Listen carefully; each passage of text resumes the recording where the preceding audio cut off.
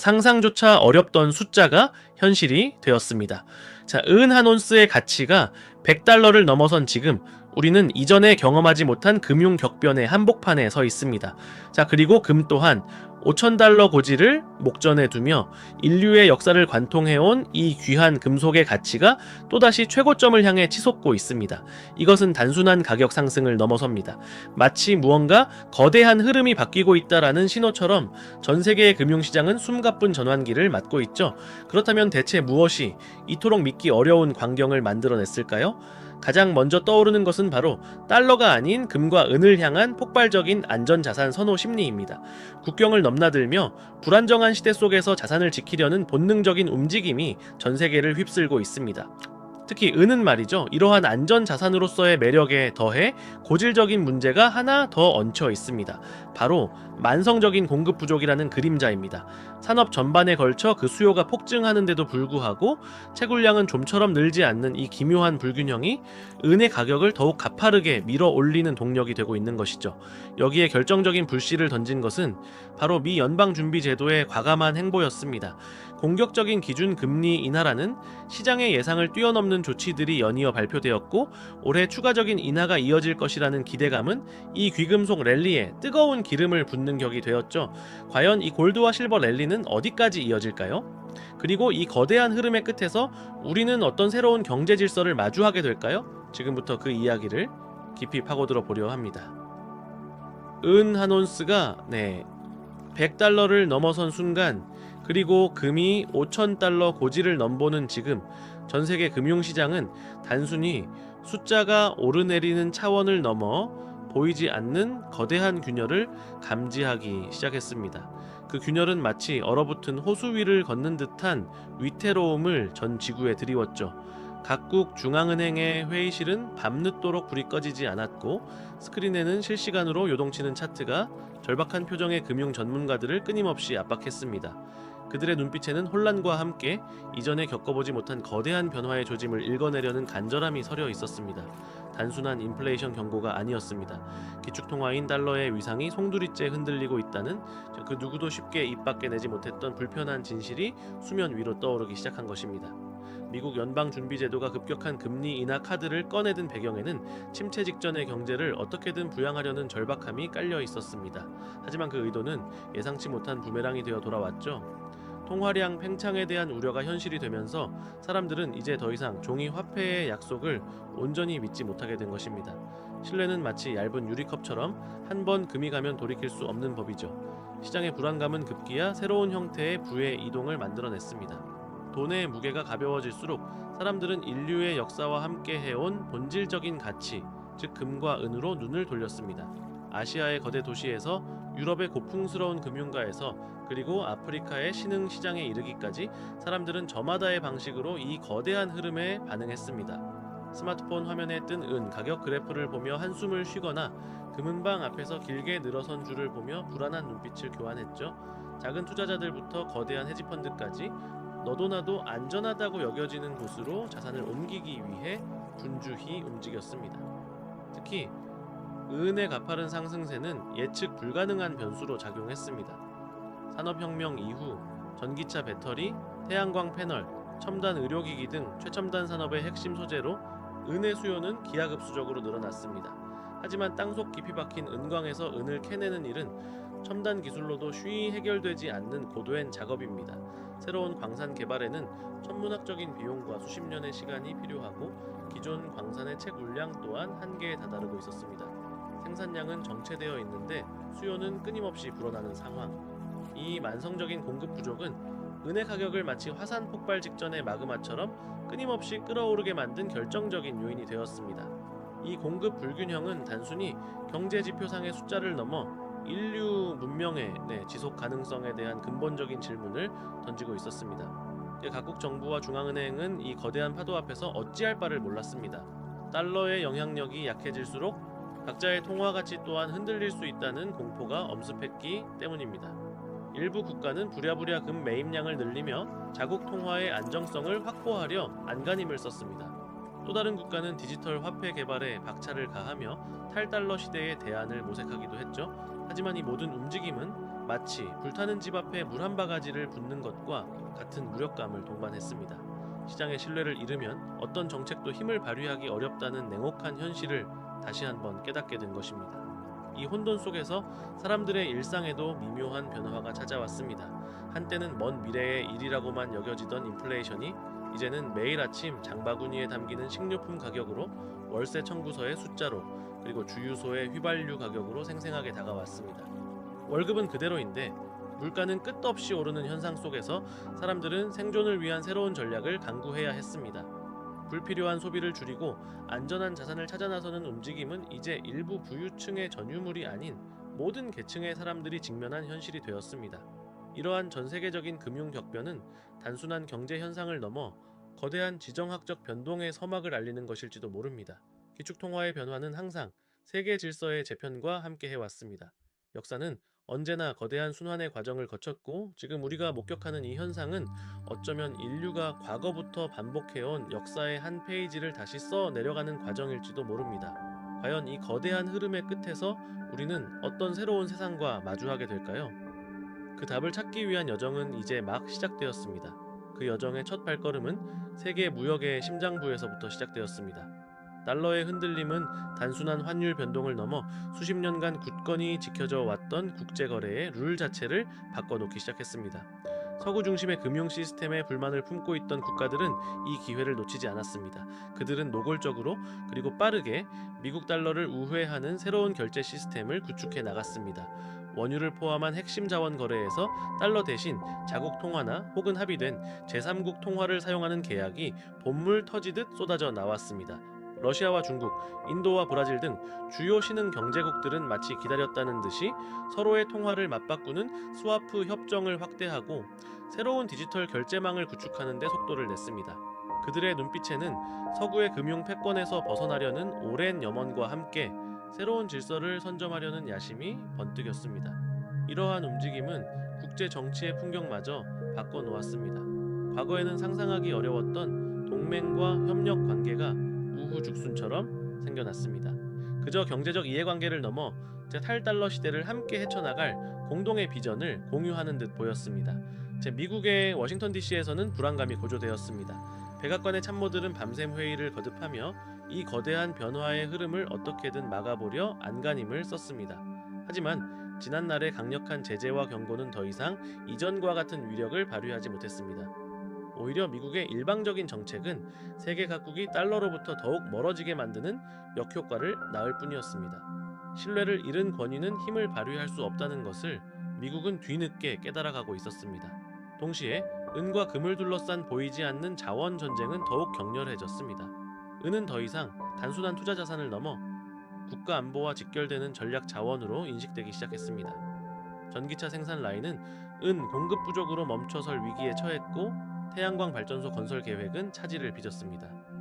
반도체, 의료기기, 심지어 우주산업에 이르기까지 현대 문명의 거의 모든 첨단 기술은 은 없이는 한 걸음도 나아갈 수 없었기 때문입니다.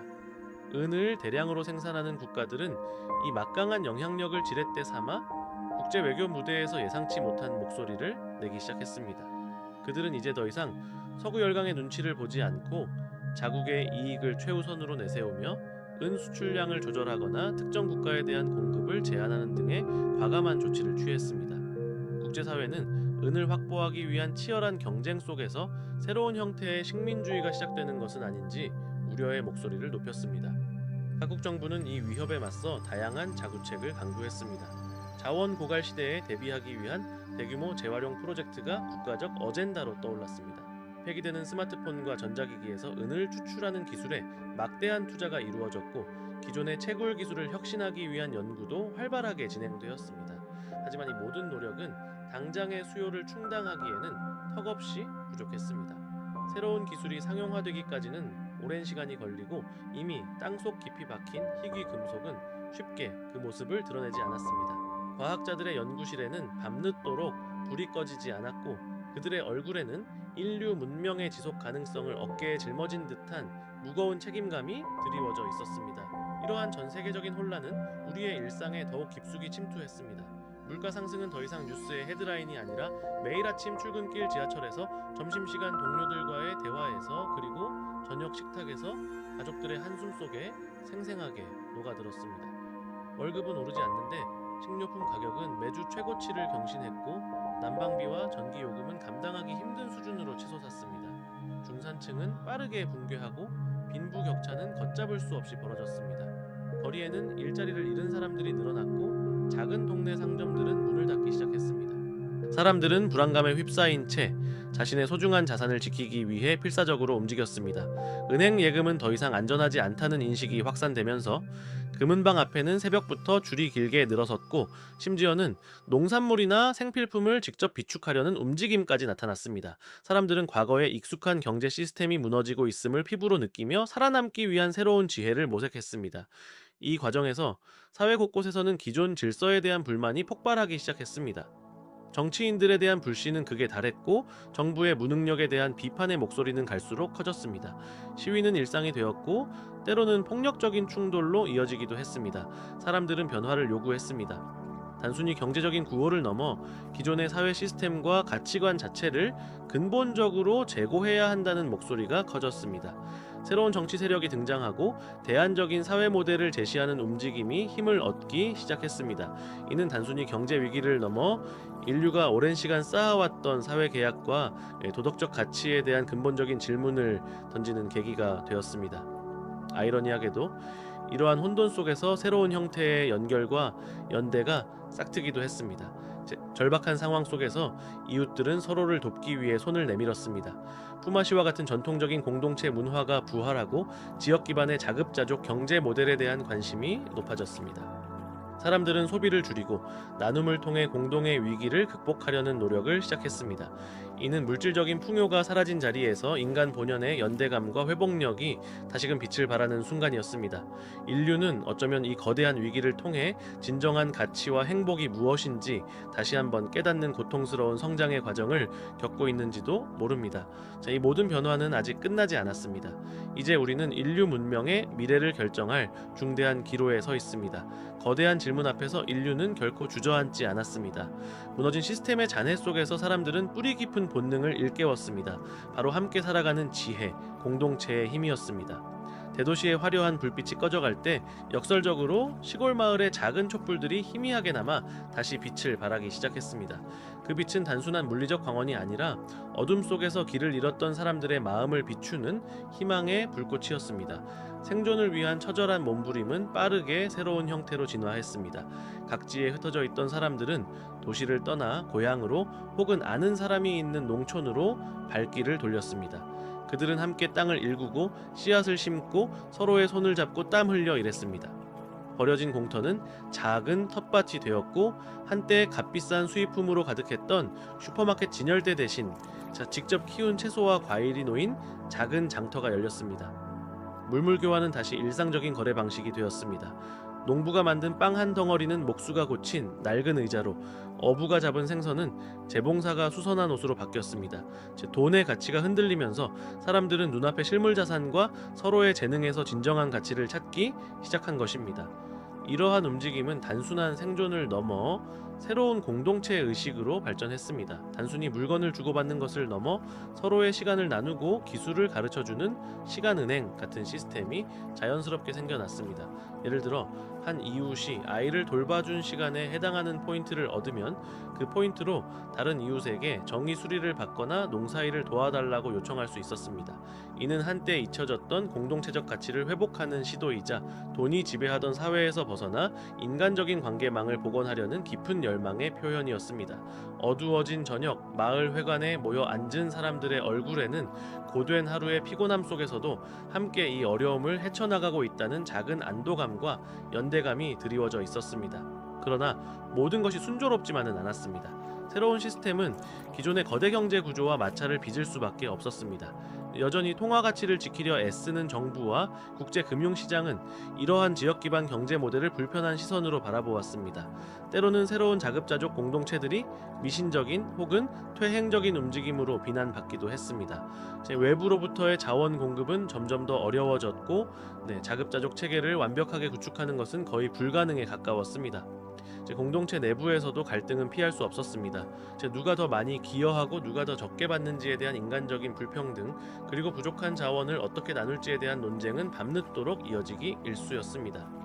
일부 지역에서는 외부의 위협으로부터 자신들을 지키기 위해 무장하는 움직임마저 나타나 작은 공동체 안에 또 다른 형태의 배타성이 싹트기도 했습니다. 하지만 이러한 어려움 속에서도 사람들은 끈기를 잃지 않았습니다. 과학자들과 공학자들은 이제 더 이상 거대 자본의 지원을 받지 못했지만 작은 마을의 기술 혁신가로 변모했습니다. 폐기된 기기에서 부품을 재활용하여 태양광 패널을 만들고 빗물을 모아 정수하는 시스템을 고안했습니다. 낡은 엔진으로 소규모 발전기를 만들고 버려진 농기구를 수리하여 다시 사용하는 지혜를 발휘했습니다. 그들의 손끝에서 고물은 다시 생명을 얻었고, 이는 단순한 기술적 성취를 넘어 절망 속에서 피어나는 인류의 창조적인 불굴의 의지를 보여주는 것이었습니다. 먼지 쌓인 작업복을 입은 그들의 얼굴에는 피곤함과 기름때가 묻어 있었지만, 작은 성공을 거둘 때마다 반짝이는 눈빛은 꺼지지 않는 지성의 불씨를 증명했습니다. 이러한 새로운 물결은 사회의 가장 밑바닥에서부터 조용히 그러나 강렬하게 확산되었습니다. 기존의 정치 체제에 대한 불신과 절망 속에서 사람들은 스스로의 삶을 책임지고 새로운 질서를 만들어가는 것에 대한 희망을 보았습니다.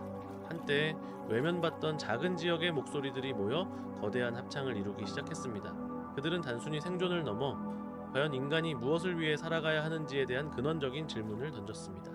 풍요의 시대가 남긴 찌꺼기 속에서 소박하고 인간적인 삶의 가치가 재조명되었습니다. 화려한 소비보다는 소박한 나눔을, 무한한 성장보다는 지속 가능한 공존을 추구하는 새로운 윤리의식이 고개를 들기 시작했습니다. 이 과정은 마치 거대한 문명의 심장이 새로운 박동을 시작하는 것처럼 보였습니다. 느리지만 확실하게 인류는 과거의 거울을 들여다보며 우리가 진정으로 원하는 미래가 어떤 모습이어야 할지 깊이 성찰하기 시작했습니다. 어쩌면은 이 혼돈의 시대가 인류에게 강요한 가장 값진 깨달음은 우리에게 정말 필요한 것이 무엇이었는지, 그리고 우리가 무엇을 잃어버리고 살아왔는지 되돌아볼 기회였을지도 모릅니다. 이 거대한 여정은 이제 막 새로운 단계에 접어들고 있었습니다. 하나의 횃불이 다른 횃불에 불을 지피듯 개별 공동체의 작은 불씨들은 서로의 존재를 어렴풋이 감지하기 시작했습니다. 처음에는 낯선 이방인에 대한 깊은 경계심이 드리워져 있었지만, 이내 그 작은 마을들이 고립된 섬이 아님을, 오히려 서로의 존재가 생존에 필수적이라는 냉철한 현실을 깨달았습니다. 문명이 붕괴하며 끊어진 도시와 도시 사이의 길은 다시 발길로 이어졌습니다. 외딴 상일과 굽이굽이 끊어진 국도를 잇는 발자국이 늘어났고, 낡은 지게나 수레를 끄는 사람들의 움직임이 희미한 생명력을 불어넣었습니다. 흙먼지 날리는 비포장도로 위로 등짐 가득한 지친 표정의 행상인들과 먼 곳의 소식을 전하는 역참꾼들이 땀 흘리며 오갔습니다. 며칠 밤낮을 걸어온 그들의 얼굴에는 피곤함과 함께 굳건한 의지가 서려 있었습니다. 그들의 보찜 속에는 직접 키운 곡물 한 줌, 손으로 빚은 소박한 도구, 가죽으로 만든 튼튼한 신발, 그리고 무엇보다 희미한 희망과 새로운 세상의 소식들이 담겨 있었습니다. 찢어진 지도 위로 더듬더듬 그려진 길을 따라 사람들은 자신들이 홀로 남겨진 것이 아님을 조금씩 확인해갔습니다. 멀리서 불어오는 바람 속에 섞인 낯선 마을의 장작 타는 냄새, 밤하늘 아래 희미하게 보이는 불빛은 두려움과 동시에 묘한 안도감을 안겨주었습니다. 며칠을 걸어 도착한 낯선 마을 어귀에서 사람들은 주저했지만, 이내 따뜻한 식사와 함께 서로 소중한 정보를 나누며 닫힌 마음의 벽을 허물어 갔습니다. 때로는 허름한 여관이나 마을 회관에 모여 앉아 밤늦도록 불을 밝히고 서로의 이야기를 듣고 함께 잊었던 옛 노래를 부르며 잃어버린 유대감을 회복하기도 했습니다. 그들의 목소리는 깊은 피로 속에서도 함께이기에 생기는 희미한 기쁨을 담고 있었습니다.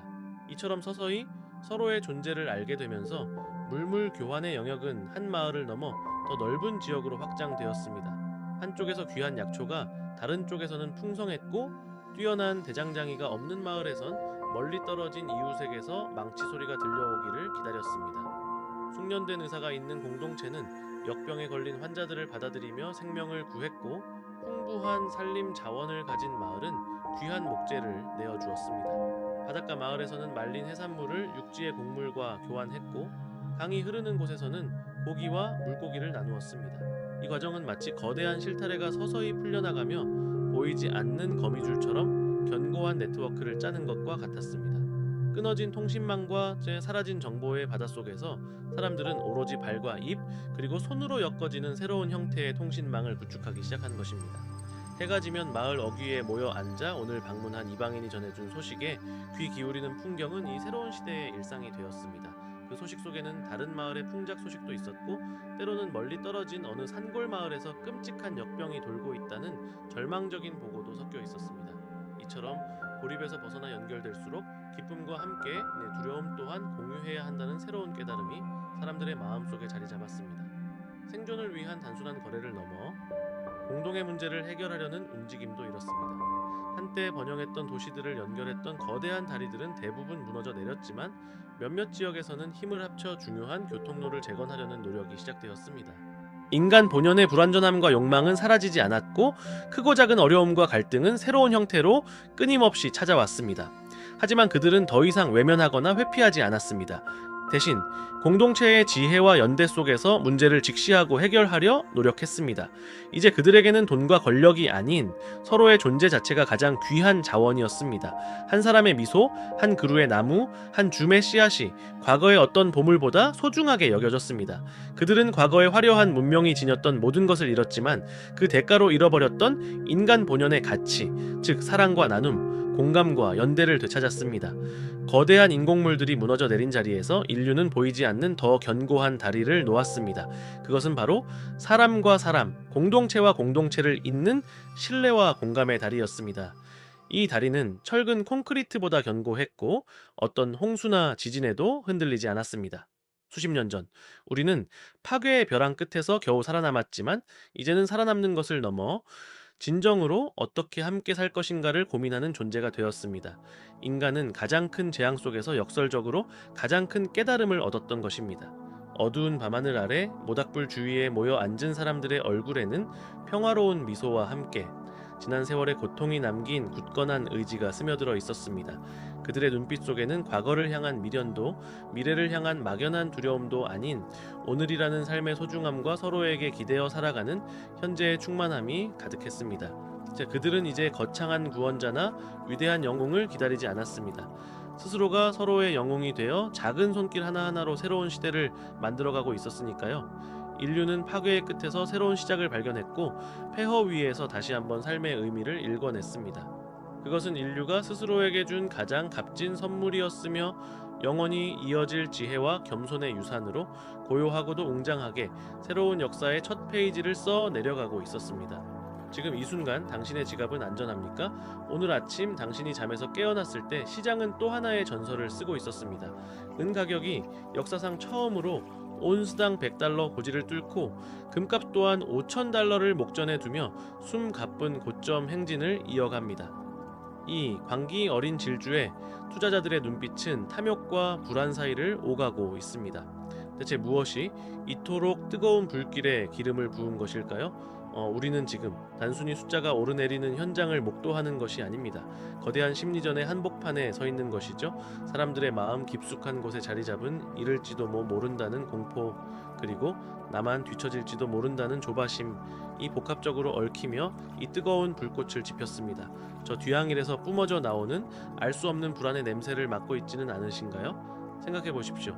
세상 모든 돈의 기준이었던 그 달러가 점차 신뢰를 잃어가면서 사람들은 이제 더 이상 종이 조각을 믿지 못하고 있습니다.